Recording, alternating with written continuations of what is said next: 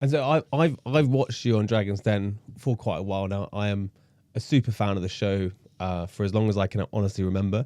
But I think I picked up on the show when you were already a dragon. So I would love to hear a little bit about how you got your start in business, because I think for everyone it'll be a fascinating story. So I always knew, I mean, even when I was sort of 4 and 5 years old, I wanted to be in business. And it's weird. I never, ever played jobs. I always had a shop or a car wash, Always weirdly. the CEO. Always the CEO. So I always knew it. It was absolutely, and I think it's the independence. I want to make my own decisions, whether they're right and I can take, get the benefit of that, or whether they're wrong and I take responsibility for that. So I think I always knew I was going to do it. So when I first, I went to business college. I say I went to business college. I popped in every now and then. I had a fantastic time in Brighton. That's probably not a good lesson to people. Fantastic time anyway.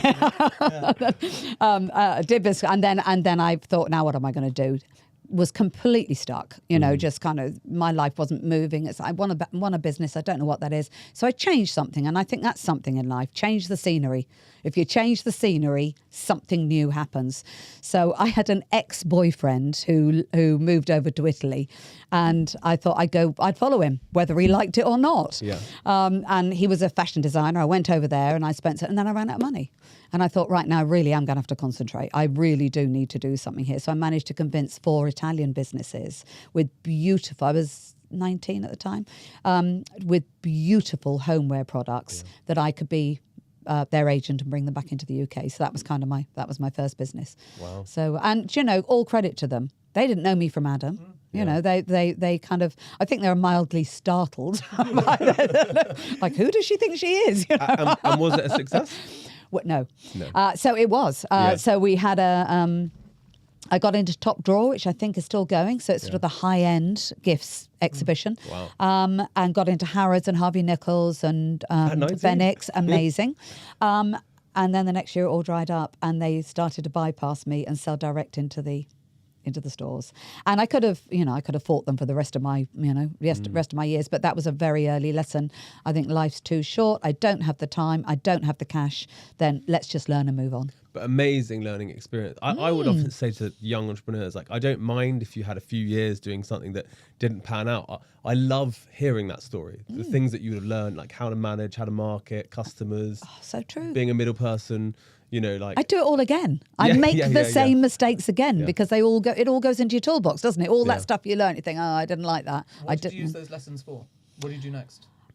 So the next thing, and that came out of Italy. So I'd seen Stefanel, fashion business in Italy, and was literally walking down Knightsbridge High Street and saw a Stefanel. I thought, oh, I wonder if they're coming into the UK, and I wonder if they're franchising. So I must have been 20, maybe 21. Went in. As it happened, their head office was downstairs, and I said, "Oh, is whoever's in charge of franchise? You can franchise." And they went, "Oh yeah, I know. Whoever's in, can I meet them?" Yeah, he's here, and I met him. Amazing guy. He let me have a. He said, "Yeah, no, we're doing franchising." Yeah. And so I had a friend down in Taunton with a shop that was doing next to nothing, and I said to him, "How about we do a Stefanel franchise together?" And we did. One of the first Stefanel franchises in the UK. And again, all credit to Carlo Magello. Thank goodness. Go. He used to be head of Fiorucci and then he moved into Stefanel. So he was the CEO and he happened to be, and I was, it was just luck. I just walked into the shop. He was there and he said, yeah, no, we can talk. It's amazing because that's a very much the Wayne Gretzky thing of you miss 100% of the shots you don't take. That's just like you, well, I'm going to just walk in there right now. I'm going to talk to that person. They're there or not. Give it a go. A lot of people in those situations, definitely myself included, have been like, no, probably not. Then just walk on. And those are important moments. They're important moments. But I also think it's the, I didn't know what you weren't supposed to do. Do you know what I mean? I think we do filter, we kind of filter out and think, well, that's not normal behaviour. You wouldn't do that. But I think some of the best moments that have happened to me have been the ones where I've just thought, well, just go for it. Just give it a go. It's in the early part of your career, the naivety to not know, naivety. I, similar to you, my first business was an agency business. I used to just walk into big offices, trick my way in and go in and say hello. And you'd win some of your biggest clients. And so I think a lot of the time when I look back, would I have started the business I'm running? it's like it's hard work, and to get here has taken so much personal, toil and trouble. But the naivety, I think, is almost the brilliance. So I say to people, just start, even if you don't know the answer, because you'll find out. You'll work it out. Totally agree. So where does all this franchise, gumption, energy, where does that lead you? You mean what happened next? Yeah, that's a better way of asking it. So then I didn't suit the franchise model. It had way too many rules. And I felt like I was making a lot of money for the franchisee. And credit to them, they, Carlo put a lot of faith into me, but it wasn't working for me. So I sold out to my partner. And then I set up a prize bingo in Butlins in Minehead. I love your faces when I've been there. I've been to that. Have you? Funny. Yeah, I have. Yeah, randomly. Wow. I've just watched you on telly for so long, and it's so fun to have the story. I love it. Yeah. I am a jolly good bingo caller, if ever you need that one. right? Got something to fall back on? Yeah, if the den doesn't work. Yeah, bingo and Butlins was not what I was expecting. No, from you, bingo. To be honest, bingo was a fantastic lesson because you are directly. It was the prize bingo in Butlins as you've been there as you walk through to the amusement arcade, the amusements. So that was mine. Really successful, one of the busiest in the country, and made really, really good money. But boy, do you learn some lessons. Your customer is sat there and they are quite prepared to tell you if they're happy with you or not happy with you. Time is money, literally, because the faster you can turn the games over, if you've got 50 players, all paying £1 each, £50 a minute, you can do a game. But if you're not quiet, you've got to slow right down so that people see it and you build up a little bit of. So it absolutely, I cannot tell you the business lessons I learned from that bingo. It was brilliant. Do you think people should be doing, not esoteric, but, different kinds of businesses like that, just so that they, in their early 20s, for example, so they can learn different skills that will become so valuable later? I think people should find their own way. I don't think think everyone should do bingo, Deborah? I don't think, well, yes, I do actually, come to think of it, because it's a brilliant way. No, I think people need to find their own way, but I've never been scared of business. And I think it's why I suit Dragon's Den very well, because it's not what the business is doing within my ethical and values bounds. It's more about, can I understand this business? Do I understand why it would succeed? And what can I add to it? But it's not like, oh, no, I wouldn't touch manufacturing, or I wouldn't, because I've never walked into anything that I've struggled with over a period of time. Obviously, when you first get involved, you need to learn some of the fundamentals. But, generally, I've just been, well, why not? So we go from bingo in the Butlins. Oh, gosh. Then there was a... Gosh, when I lay it out in front of me. Then there was... I asked the question, because this is even funnier to her than bingo, so it's going to be good. I'm excited. To be honest, I can't remember most of it. But but I had a stationery shop called Choice. That was a bit like, do you remember when Paper Chase first came out? So, it was one of sort of the really cool, trendy stationery shops. I had a stationery shop in Taunton. Love it. And then I went into the family business, which was amusement arcades in Butlins, and their holiday park operations, and I literally started. No, there I went in as operations director. My parents who had already had successful businesses got to the age where they were saying, look, we're either going to bring in professional managers or is it something you're interested in doing? So it's kind of make my mind up time. And I think as a younger person, I'm glad I didn't go straight into that business, because they stole me as a little girl and never tidied up her room. Yeah. And used to bring back £50 ponies, that type of thing.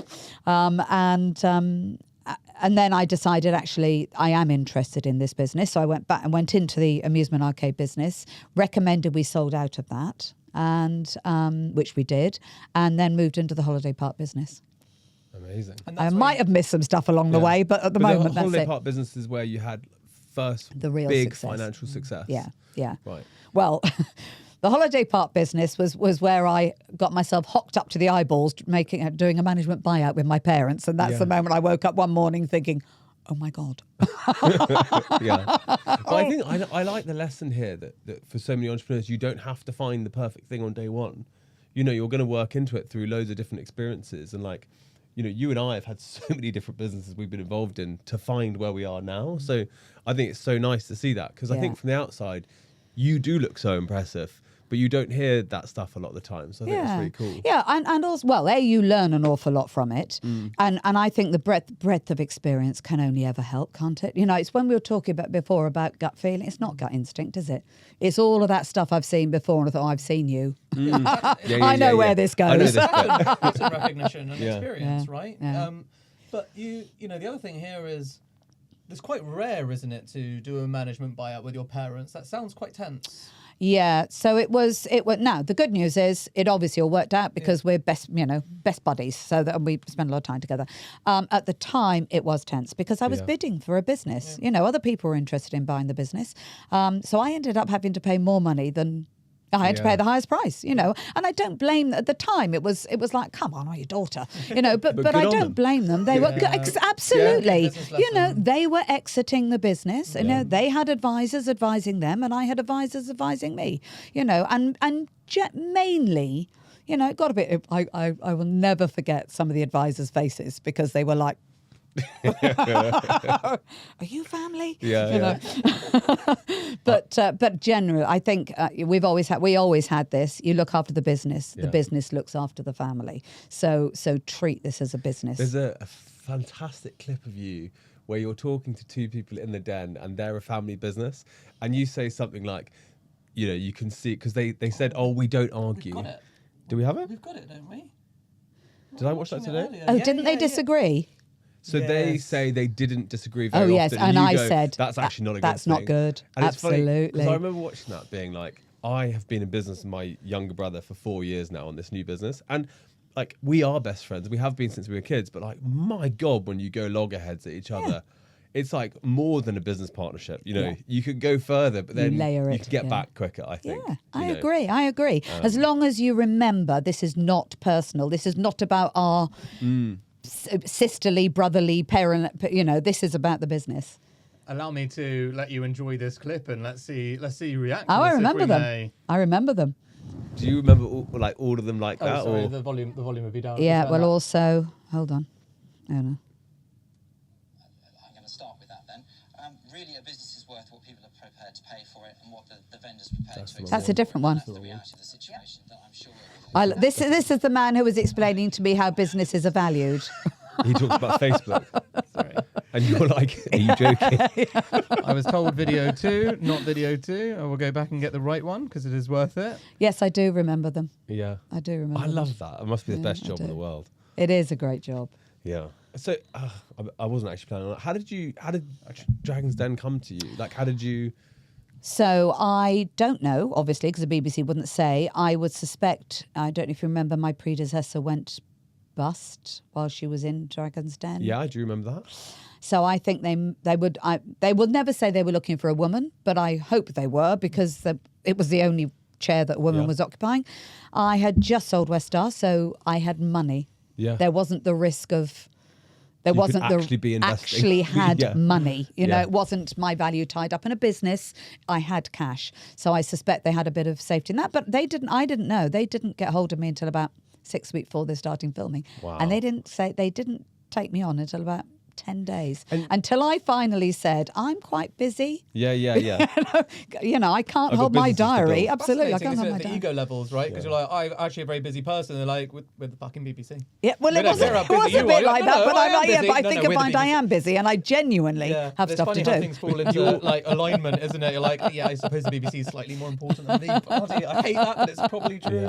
Yeah. You're a bit of a precursor to what I think is going on right now in business, and I think Steve Bartlett's been a big part of this, which is you are so well known and associated with business long before business people tried to be well known because it was useful for their business. And that must have had such a huge impact on your life and your business. Yeah. But I think it's so cool they got you so early, because you can think how many female entrepreneurs over the years have watched you on the show and have become entrepreneurs because of you. I hope so. I really hope so. That would be a lovely thing to think, you know. And actually, my best moments are when people will come up to me and say, I've got my own business and I started it because of you. And I'm like, oh, Yeah. You could not have said anything better Yeah, to yeah. me. You know, that's Legacy. just brilliant. As long as it was a success. Yeah. But even if it was No, even you're if it was a right. It failure, doesn't matter. It's fine. My, you know? my first business was a failure. So Yeah.